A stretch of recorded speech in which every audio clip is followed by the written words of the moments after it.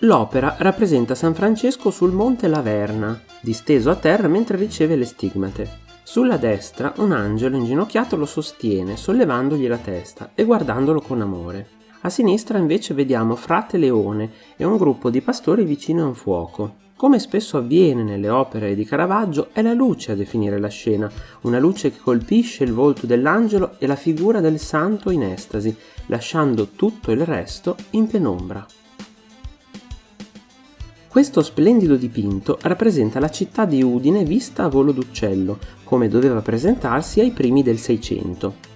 L'attribuzione resta ancora oggetto di dibattito, ma l'opera è di indubbio interesse perché fotografa in maniera molto realistica le vie e gli edifici principali di Udine, restituendoci tutto il fascino di una città medievale italiana.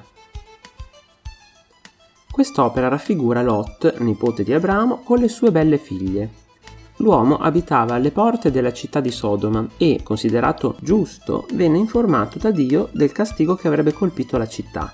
La scena, caratterizzata da un vivace gioco di luci e ombre, è posta sullo sfondo di Sodoma in fiamme e anticipa l'incesto che si consumò tra Lot e le sue figlie, preoccupate di poter dare una discendenza alla famiglia.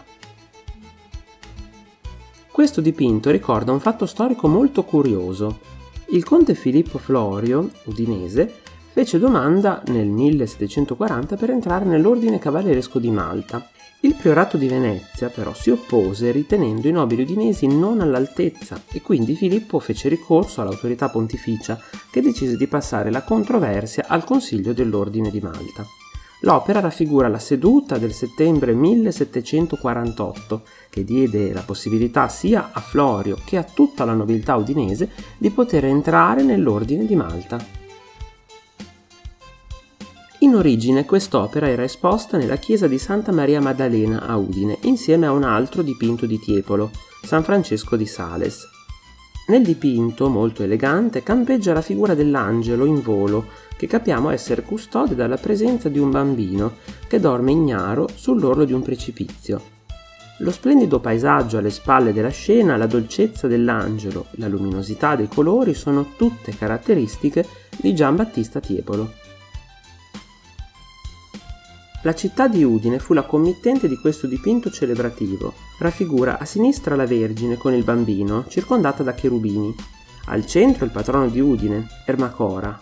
A destra in ginocchio San Marco e un leone con cui giocano due putti.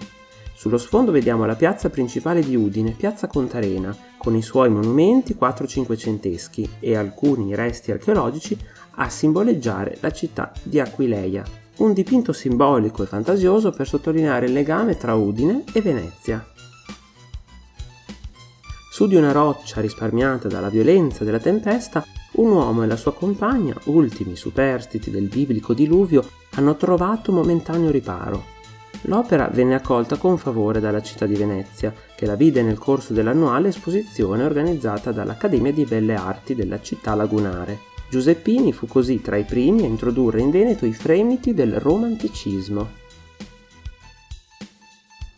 Questa giovane modella è rappresentata a mezzo busto, in posizione frontale, mentre si appoggia con le braccia su un cuscino.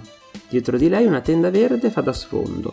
L'opera è tra le più famose di Odorico Politi, che si allontanò dalla produzione accademica più scontata per avvicinarsi all'arte del suo collega francese più celebre, Dominique Ingres. Si tratta di una tavola quasi quadrata su cui è dipinto un trittico affinto in taglio su fondo oro.